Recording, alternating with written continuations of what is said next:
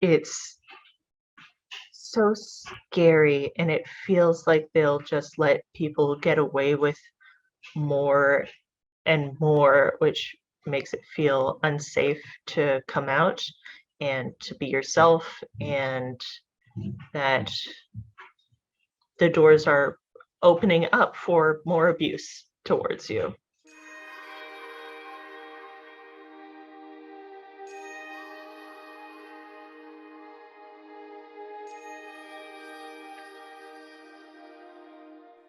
Hello, everyone, and welcome to Life on the Line's podcast series focusing on intersectional youth mental health.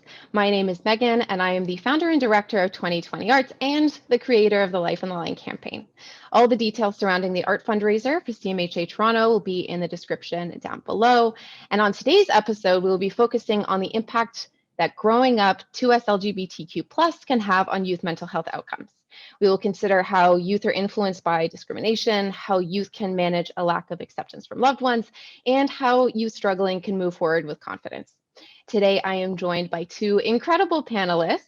The first is Erin O'Brien, who is an early on facilitator for the 519, who has a background in child and youth care and psychology. Erin works with 2SLGBTQ+ families and children ages 0 to 6, and also works with the 519's Kids Action and Art Space and Youth Action and Art Space drop-in art programs. The second panelist is former Life on the Line artist, SOREN, an independent artist and occasional acrobat in Toronto who has struggled with their mental health and identity since middle school. Despite fears of upsetting others, SOREN has since changed their name, pronouns, and has started taking hormones. Stepping into their new identity, SOREN has become much happier since making those decisions. So without further ado, let's get this conversation started. So 2SLGBTQ+ people have higher instances across the board of mental health disorders, including PTSD, depression, substance use, anxiety, and increased numbers of homelessness as well compared to the rest of the population. So my first question for our panelists is, what challenges and barriers do 2SLGBTQ+ youth experience that their heterosexual counterparts don't? And how do those challenges impact their mental health? So to kick it off, I'm going to pass it off to you, Erin. All right, thank you very much. And I feel the very first thing to consider when it comes to challenges and barriers is to talk about how intersectionality impacts all individuals. And when I talk about intersectionality, I'm talking about all the aspects that make up you. Like these could be your age or your race, class, your ability, sexuality and gender, and living as a young person, whether you are questioning your sexuality or gender, or you are open about who you are, this compiles on the full experience you have as a youth going through a pandemic, going through possible familial struggles, what your living situation is like, school, planning on a career for yourself when you are done school. You have all of this plus the self-discovery, acceptance, and journey on who you are in terms of sexuality and gender identity. But what they experience is that it doesn't help that to us LGBTQ youth are ostracized and bullied for being who they are, and could even result in being victims of violence because of their differences. And they have these experiences that other peers don't even think about. They don't have to think about going to school and worrying about using the washroom, going and using a change room for gym class, and they have additional worries on how people might think of me for how I express myself, how people talk about me, or treat me simply for how I am. And how having stigma about the 2S LGBTQ community makes it harder to accept your own identity or to feel positively about who you are because others already assume who you are. And to have all of these compiled on top of each other, the journey, your socialization, the experiences of being a youth, it is hard to maintain good mental health when you are constantly being put down on who you are. So yeah, I completely agree with what you're saying. I just want to add on to it that there's this lack of understanding, I feel like, with a lot of heterosexual people, heterosexual cis people, I should say. where they assume that your life is going to be exactly like theirs has been. But queer kids are always going to have different life experiences than that. And when people approach us with these expectations and we're never going to fit into that, that's always going to be hard. And that can lead to bullying, can lead to not feeling like you belong in any aspect of your life. And obviously, when you're growing up, that's when hormones are crazy already. So it's going to make everything a lot harder. Yeah, it's really hard to grow up queer and not have the support that you need in order to have like a healthy lifestyle and a healthy way of growing up. Thank you. That adds a lot to this conversation. And just to go a little bit sideways here, I wonder if you guys could speak a little bit to media representation and how important it is to see yourself reflected in media, whether it's like TV shows, movies, or even just in the news, and what kind of positive impact that kind of representation might have. Erin, if you have anything to say that, I'll pass it off to you first. Thank you so much, Megan. It absolutely does, and it can affect, and it has so many layers to it because you think about stereotypes on media, TV, and books, and how people, as I mentioned, assume that they know who you are because they've seen it on TV or they've read it in a book. And I've seen also what positive representation can do. And my own identity as asexuality, to get a bit personal for a second, I had a lot of confused reactions on you'll find someone someday, or you don't worry about it, like it's okay, but kind of a more of, oh, okay, they don't fully see or they don't want to see who I am. And then they had Jughead, an Archie character from the comic books, come out as asexual, and suddenly they went, "You're a Jughead! I know now. I see that now." So it absolutely does, because it can help. Good representation can help people to learn what that is, and to help when they see it in the real world to go, okay, I understand what this is now. I have a better understanding. Yeah, absolutely. I mean, as a trans non-binary person, I didn't get a lot of representation, at least when I was younger. I mean, everything was very, very binary when I was little. And the first coded trans character I ever saw was in this show called Cyber Six. It's like, okay, you know what I'm talking about. So basically, it's this superhero who fights crime as a very feminine, very sexy character, honestly, and then teaches at this school under a more masculine name, wears masculine clothes, and has a romance with a man in a very homosexual way, which I completely identified with. I was like, oh my God, something that I can actually understand, that sits in my world. That's crazy. So I can have characters like that to kind of explain things to people and make the explanations go a lot faster than just, I have no idea what non-binary is. Like, that's hard. So I can say like, oh, it's like Loki. It's like, you know, these characters that I can kind of pick from and say, it's kind of like this. I mean, I'm not an alien, or I'm not, you know, a shapeshifter, but kind of. I love that. I think it's really important with any group to see yourself represented, and to be able to have somebody to look up to have somebody to say this is normal and it's how you're feeling, and the way you express yourself is totally valid and appreciated. And so I really appreciate both your perspectives on that, and that you both have a particular character or a person or something that, you know, sort of helped validate or make you feel safe in the way you wanted to express yourselves. Unfortunately, at this particular time in history, discriminatory attitudes towards 2SLGBTQ+ people and communities remains prevalent and may actually be growing in many ways. And often for youth, discrimination and judgment can come from many different people, but it can be the most hurtful when it comes from the people that we love most. And so whether it's at home, with friends, or with teachers, my question to both of you is, how can youth navigate a lack of acceptance, especially from the people they love? And Soren, I'll pass it off to you first this time. Sure. I mean, something that all queer kids kind of have to figure out for themselves is who is your family. And I don't mean in a blood relation kind of sense. We all have to figure out who's going to be there for you, who's going to understand you, and who's going to put in the work.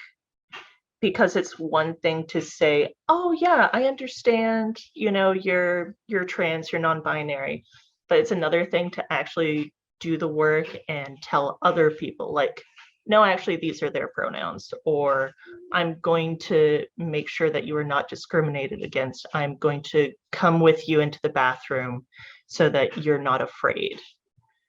Those are the kind of people that are going to be your family, even if your family at home doesn't understand you or doesn't see you. There will always be people out there who do see you and who think you're great and amazing for who you are. You just have to find those people, and it takes time. And it's really hard. Yeah, Soren, I wanted to say as well, I love, because the term I kept jumping to was community, but I love how you said, who is your family? And I really thought that that was an excellent term to go off of, because it makes that connection that much more potent and meaningful. And when I read this question, my immediate thought was I wish that there was a simple answer on, oh, do this, do that, and you'll be fine. But there's really no easy answer to this question, because people do not deserve abandonment from those they love and trust. And I know sometimes when you have these feelings of hurt, maybe you feel guilty or you feel wrong for feeling hateful or depressed, or even maybe you don't have feelings to go off of. And I want to share that these feelings are yours and they are valid. And rather than fight those feelings, it's important to be able to express them, because it can cause more harm to your mental health to hold it all in there and go on as if everything is okay. And by experiencing these feelings, you're allowing yourself to cope and accept these feelings that you have. And I want to reinforce that you've done nothing wrong. You are enough. And just because there are people that do not see that doesn't take that away from you. And bringing back to Soren talking about family, maybe you're in a situation where you don't have that family, whether biological, whether you find a family. And this is where I want to mention, back when Megan introduced me, I work at the 519, and we have been implementing and developing programs for children and youth in the 2S LGBTQ plus community to have a space to go to be able to be themselves, to express themselves, and to meet others just like you while doing social justice-based arts and programming. And as it's mentioned, they're called CAS and YAS. So YAS is often what our youth would say, but yes, our Kids Action Art Space and Youth Action Art Space for children and youth 6 to 14 years old can get together and meet each other. Or if you're a little older, 14 to 18, we have another called the Youth Working Group. And this is a program that's developing an anti-hate campaign and discussion of cyberbullying with racism, discrimination, while honing your skills and abilities through art and healing through art.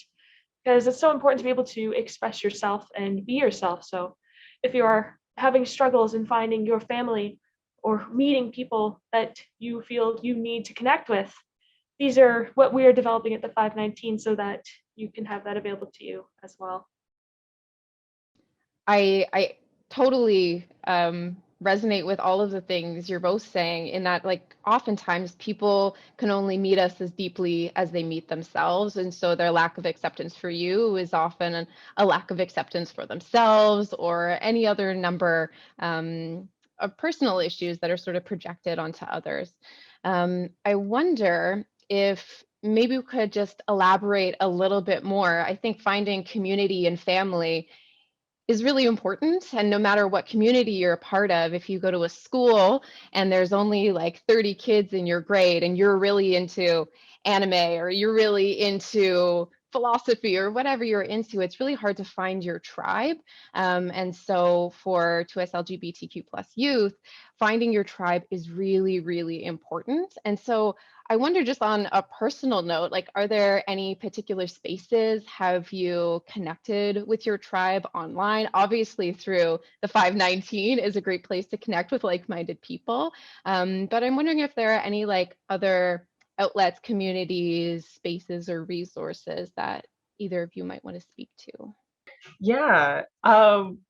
I guess this may be a strange plug, but I've found role-playing games really, really good for finding other queer individuals and for having a safe space to explore different genders, different identities, different parts of yourself in a very safe space with other people who are doing the exact same thing.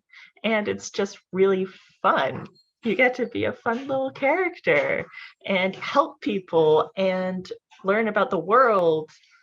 It's just a really great experience. I would advise anyone who wants a safe space to explore themselves to try a TTRPG, either Dungeons and Dragons or Vampire the Masquerade, whatever you're into. There's a space for it.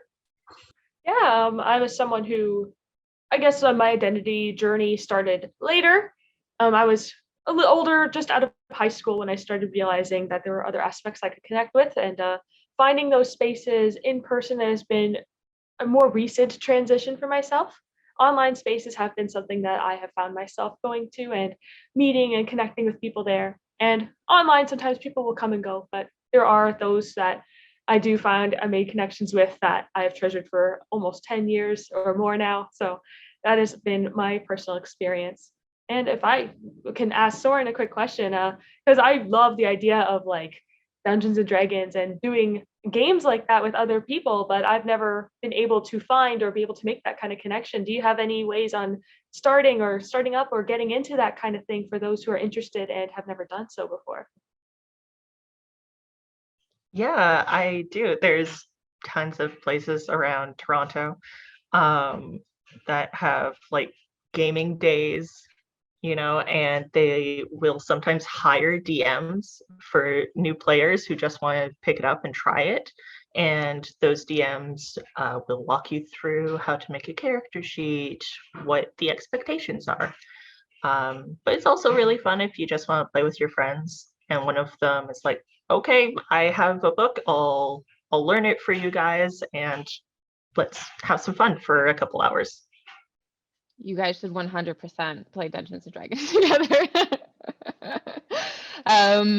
All right, so I know this isn't a part of the questions, but I just, hearing both of you speak just brings to mind that we are living in an extremely divisive time, when 2SLGBTQ plus people, trans people, basically anybody who's not heteronormative in some way is under attack in many different ways.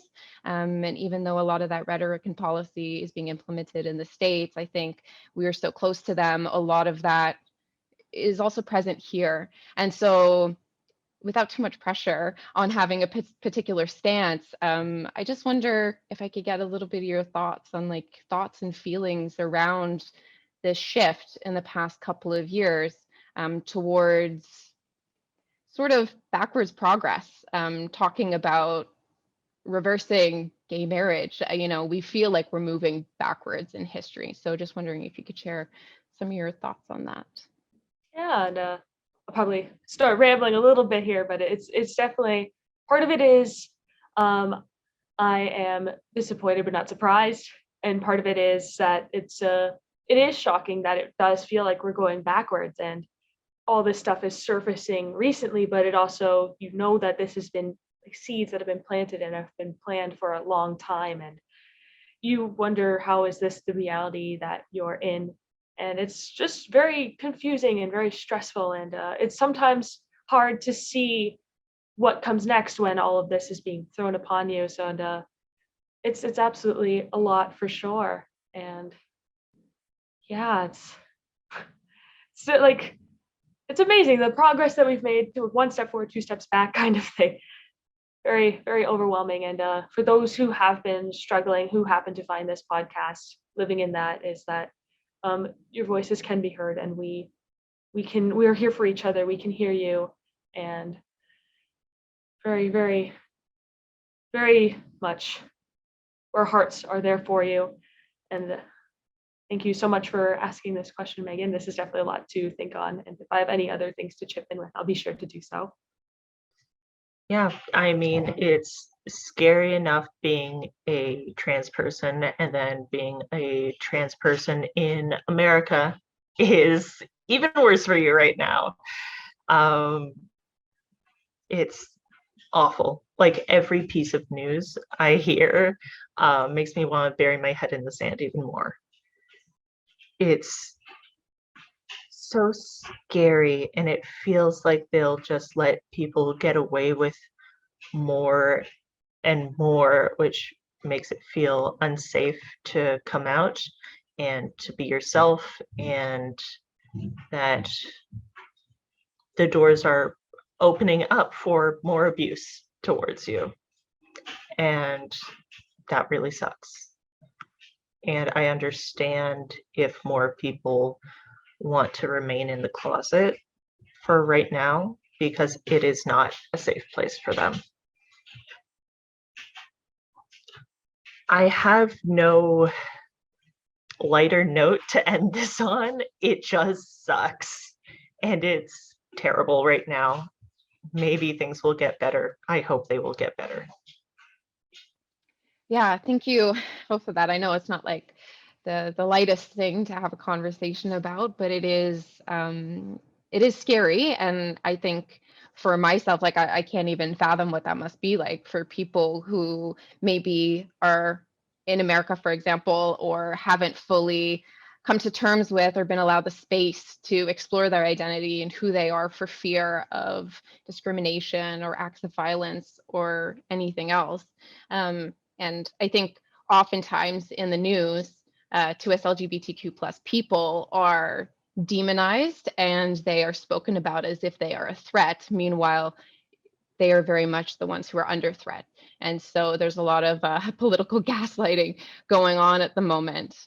But speaking to both of you, it does, even though we're ending on this particular question on a slightly darker note, it does make me feel hopeful that there are self-assured, welcoming advocates who are willing to speak on these things. And for both of you to speak on this platform about it as well is really important. So yeah, I really appreciate both of those answers, especially because I kind of threw that one at you out of nowhere. So we'll move forward. Oh, go ahead. Yeah, just hopefully not to end it on such a sour note, and maybe this is optimistic, but because negativity spews negativity and hateful acts encourage hateful acts, but in turn it's been inspiring people to fight more. And as you said, Megan, like hopefully we can find hope in this, and as we talk about this in an open space and make it more aware and encourage people to continue to fight for who they are, and that we will continue to fight for who you are and ourselves too. And hopefully we can pave a new path forward through this together. Yeah, thanks for sharing that. I think it's important in all advocacy work to not totally despair at what's going on and just continue pushing on, as hard as that is. But self-care and all of those good things, surrounding yourself with people you love, is an important part of fighting for what is right. And so there's a balance there. But I totally know what you mean. Sometimes when you see that negativity, you just want to respond with like more negativity. It's really hard to be the bigger person and just share educational content and raise awareness in a way that is positive when so much negativity is going on. So I wonder if we could get a little bit personal, and just dive a little bit into, very generally, what some of the most valuable lessons that you both have learned that you think maybe is a perspective that people haven't heard before, something they might not think about either your personal journey and your own personal identity, or through your work or working with different organizations or people? I guess in terms of valuable lessons I've learned is it's not a clear-cut path on you find yourself and then you build yourself to who that is, because my experience has been a bit of a roller coaster, ups and downs, and I have to remind myself that I am enough. And because sometimes it's easy to forget or to be consumed in what's around you. Like before I ever knew asexuality existed, I didn't understand or fully realize what was going on around me, or how come I can't identify with how people feel feelings like this. Is maybe something wrong with me, or why do I not feel the same way? And even with my background with psychology, I would read about normal developmental milestones and how people would reach certain points in their lives and wonder, am I missing something?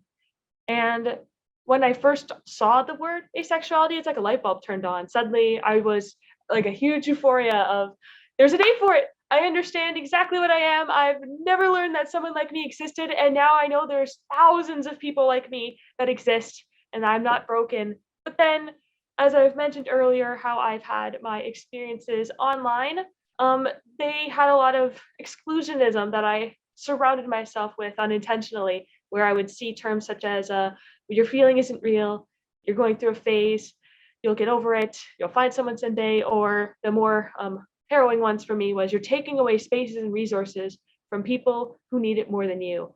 And I would absorb these thoughts and I believed them, and I was convinced that these were true.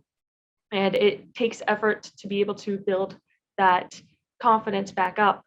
And when I first started my work with the 519, I was still sitting with all those thoughts and negativity. And it took being with actual people in the 2SLGBTQ community for me to find and build that confidence again. I had to meet and connect with people who not only understood and accepted me, but who also feel the same way I do, and for me to learn that I am enough. So I build a lot. I say a lot of it's important to love yourself, but it's hard to love yourself when you're not loved too. So it helps so much more in your journey if you can find people who will love you back. Yeah, I really relate to some of what you're saying. I'm not asexual, but there's been a lot of gatekeeping in our community. I remember on TDOV, Trans Day of Visibility, there has been a lot of gatekeeping from the trans community of other trans people. Like, oh, you don't look trans though. I'm like, what does trans look like? There shouldn't be one way to be trans. That's ridiculous. Or saying that, oh, non-binary people aren't trans enough. I'm like, what do you think the white in the trans flag stands for? Is that just filler? Hmm? No, actually, it's for non-binary people. Look it up. Uh, so that has been a problem for a lot of different people. But one of the important lessons that I've learned is that just because you're in a queer relationship does not mean it is a healthy one. It was a difficult revelation to have, because I was so excited to be in a queer relationship, and then didn't look for red flags of emotional and sexual abuse, because queer people can be abusive as well. It's not just heterosexual couples that can take who you are and hurt you. So just make sure to be aware of that and have faith in who you are, and don't let someone else tell you who you are. That's for you to decide. I think that's important. I love that you decide who you are and you get to fully realize that. And that sort of, I guess, sets boundaries as well. The more self-value you have, the less you are willing to put up with, let's say. And so that's really, really important. So I assume that other people who are 2SLGBTQ+ youth are listening to this. And I think for me, one of the most inspiring things is hearing ourselves in other people's stories, and just to hear that people have sort of like been where we are and that they've overcome it in some way is one of the most hopeful possible things for a lot of people. And so I wonder, for anybody who might be listening, who might be struggling with their identity or coming out to their family or any number of things, what is one or two things that you might like to leave with them? Yeah, I would like to say that I understand you and I am here for you. I know the struggle that you're going through, and it's really tough. I know that. But, people always say, oh, it gets better. That journey may take a very long time, but you will get there. And you will have a greater understanding of yourself than you ever had. You are strong and you are resilient more than anybody else could ever understand. No one will know what you went through to get where you are today. You are full of so much light and joy, and people deserve to see the real you. Eventually, I hope you get to show them. Yeah, I guess with my own experience being confusing, and I'm still going through my own journey on what's gender. You might feel maybe doubt or fear about yourself or how others around you might interpret it, but it's so important to be able to find community, find family, because having others accept you can help you accept you too, because as Soren said, you are wonderful the way you are. And self-depreciation does not help in the way that self-empowerment does. Surrounding yourself by people who love you can do so much and can help you grow and learn about things that maybe you've never realized about yourself before.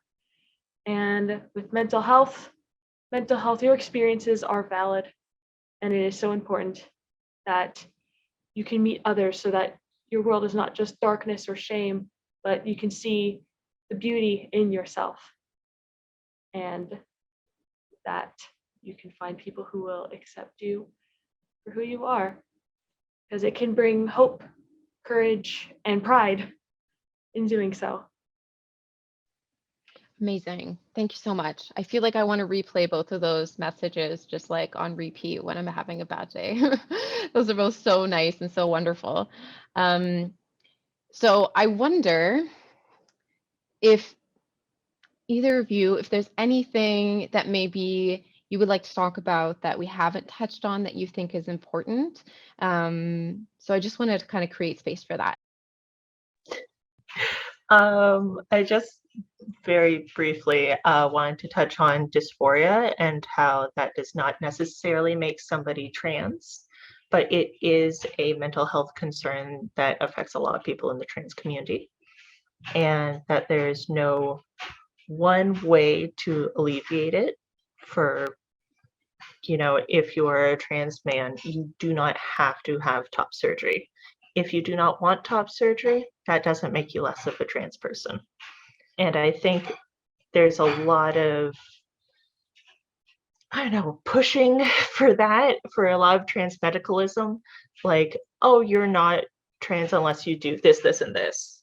It's a lot of gatekeeping, a lot of borders that don't need to be there. So if you are trans, you're trans. That's it. That's all you got to do. I wonder, like, just to elaborate on that, since we're talking about it, how do you feel about the trans community or non-binary community or any of those subcommunities gatekeeping or turning on one another, or feeling like they need to validate you enough for you to be valid in that community? It's very frustrating. First and foremost, it feels like the people who have been putting us down, they're just copying that sort of mentality. They they take what our oppressors have been saying to us over and over again, like, you're not enough, you'll never be a man, you'll never be a woman, you'll never be whatever, and say that to other people within our community, and just making things a lot harder for us, especially very young trans people and non-binary people that are just, dipping their toes in, just trying to figure themselves out. That can be a really scary place to be in. And you don't have to make that harder for them. We should be making it way easier. We should be supportive and uplifting each other, because that's what we need. That's what we needed when we were kids. We have to be that. Yeah, it's so important to just be supportive. I think like some of the most poignant memories in my mind are from people who have said rude or hurtful things to me in the past. Those stick with you and they replay in your head over and over again. But the same thing happens for when somebody says something about you, like, oh, you're really good at this, or I really like how kind you are. And you say those uplifting and supportive things, those really stick with people too. And you always remember those. So it's important to always be conscious of being supportive of one another. It's so sad to see a united community, a community that should be united and fighting together, turn against one another. It's a bit confusing. So yeah, thank you for sharing that. I think that's really important. Erin, is there anything that maybe you'd want to add on or share or discuss that we haven't touched on yet? Yeah, I guess something I'm not sure if I ever quite touched on. I've said enough stuff that things have left my head already, but the journey itself is a winding road, and it's okay if you make changes along the way. Like maybe you decide, oh, I'm this sexuality, and then a few years later, maybe I wasn't that all along, or my gender identity is this, and then and like maybe I'm wrong for questioning, and that's okay. This is just part of the journey on your identity. Like it's okay to make several stops. It's okay to make loop-de-loops or go backwards a little bit, and it's not invalid. There's nothing wrong with questioning yourself, experimenting, finding what works for you and what doesn't. And I think that it's very valid. And if anyone tells you that maybe, as with Soren talking about gatekeeping, that maybe this is not trans enough, if you're backing out on that, or you're not quite like, I would just say at the end of the day, you are valid for being you, and it's okay to not know along the way. I had a really quick question for Erin. I know there's this awful movement a few years back about like asexual people don't belong at Pride. How did that affect you? And yeah, how did you feel about that? Yeah, no, thank you for asking me that, because that was it was right around the time as well when I received certain feedback from people when I did come out as asexual, or if I tried to, I would have interruptions on, but that's not you, right? Like you're telling me what asexuality is, but that's not you. And I go, no, that's not me, or it would shut me down. So then having the exclusionism on top of receiving this just pinned it down even more that I'm making this up. I must not be asexual. This isn't real. So when I first stepped my toes in the 519 as a student, and I had just the innocent question of, are you in the community? I said no. And I really believed that I didn't belong there. And I met other asexual people too. I've met other trans folks where I would look at and go, oh, that's so maybe there's a light bulb there as well. But yeah, that exclusionism completely damaged me for sure, and I'm still rebuilding from that. From the very first time I learned what the word even was and that high I had, I have not quite reached back that yet. But being able to be open about this is me climbing up just a little more. So I appreciate the questions and the space to talk about that. Thank you. I could talk a little bit about my own journey. I don't know if that would be helpful or not. But I've had to come out so many times because so often I did not have the words for my own experience. And so I feel like I'm just adding more and more labels to myself, but that's great. I'm catching them all like a Pokemon trainer. I I first thought that I was a lesbian, which was incorrect in a number of ways. Um, but yeah, it takes a really long time to figure out, I know something's going on, but I can't quite figure out the words for it. And it's okay, however you figure out what's right for you. And it's okay to change more and more and more and more. And you can have a multitude of identities. Like I say I'm non-binary, I also say I'm gender fluid, I also say I'm trans. I can be all of those things at one time. And that's completely valid. Thank you to everybody for joining us, and to Soren and Erin for sharing your stories and for being a part of this podcast. If you want to learn more about either of them and the 519 and any of their programs and resources, they'll be in the description down below. Please subscribe to watch the other episodes in this Life on the Line podcast series, like the video, comment, and if you have any questions for either Soren or Erin, just leave it in the comments down below.